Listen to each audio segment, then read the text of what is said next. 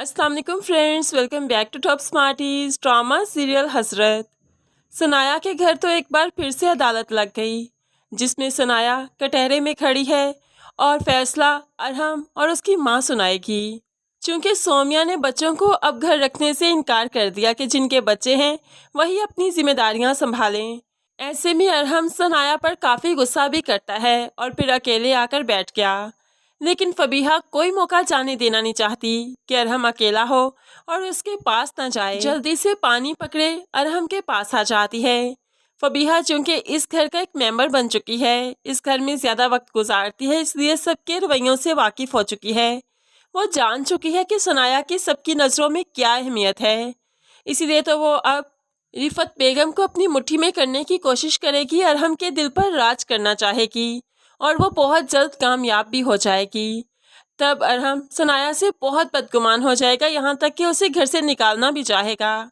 लेकिन ये सब कुछ हम आने वाली एपिसोड्स में देखेंगे। अभी तो हमने देखा कि सोमिया ने चूंकि बच्चों को घर से निकाला, तो सास बेगम आज डाइनिंग टेबल पर बैठते ही कह देती है, सनाया ये मत समझना कि उन्होंने तुम्हारे बच्चों को निकाला, बल्कि उन्होंने मेरे पोता पोती को घर से निकाला। अब हम में से कभी भी कोई भी शख्स उनके घर नहीं जाएगा, तुम भी नहीं, क्योंकि तुम अब इसी घर का फर्द हो। तो यहाँ पर अरहम भी बोल देता है, पिछली बार तो मैंने बात को रफा दफा कर दिया, ज़्यादा नोटिस नहीं लिया, लेकिन इस बार बात मेरे बच्चों की है। अम्मी बिल्कुल ठीक कह रही हैं, हम में से कोई भी वहाँ नहीं जाया करेगा, और अगर वहाँ जाना है तो उससे पहले तुम्हारे मेके वाले आएंगे, तुम्हारी भाभी आएगी, हमसे माफ़ी मांगेंगी, फिर हम लोग डिसाइड करेंगे कि हमने मानना है या नहीं। अब तो सनाया और भी परेशान हो गई, क्योंकि माँ तो ज़रूर आ सकती है माफ़ी मांगने के लिए, लेकिन भाभी नहीं, और सारी गलती भाभी की ही थी। सनाया हर मुमकिन कोशिश करती है कि उसका घर आबाद रहे, सब उससे खुश रहें। तभी तो केयर टेकर के होते भी जब वो घर होती है तो अपनी सास की खिदमत खुद से करती है। लेकिन इस सास को भला सनाया की क्या परवाह, वो तो सनाया की आंखों में आंसू देखकर ही खुश होती है, उसे फिर ही तो चैन मिलता है। दूसरी तरफ हमजा अपने दिल के हाथों मजबूर फबीहा को पिक एंड ड्रॉप देने में मसरूफ़ है।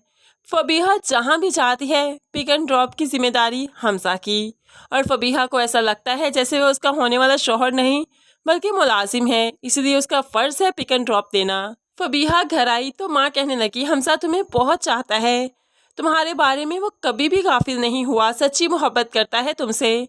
देखो हमेशा ही तुम्हें पिक एंड ड्रॉप देता है, तुम्हारी जिम्मेदारियों से कभी दूर नहीं भागता, यही सच्ची मोहब्बत होती है। तो फबीहा बहुत ही बेदिली से कहने लगी, मोहब्बत का क्या करना है माँ, जब जेब में पैसा ही ना हो, ज़रूरतों के लिए इंसान तरसे, तो फिर भला हाली होली मोहब्बत का क्या करूँगी मैं। फबीहा की आंखें और दिल तो बस अब अरहम की दौलत पर टिक सा गया है, उसे भला हमजा कहाँ दिखाई देगा।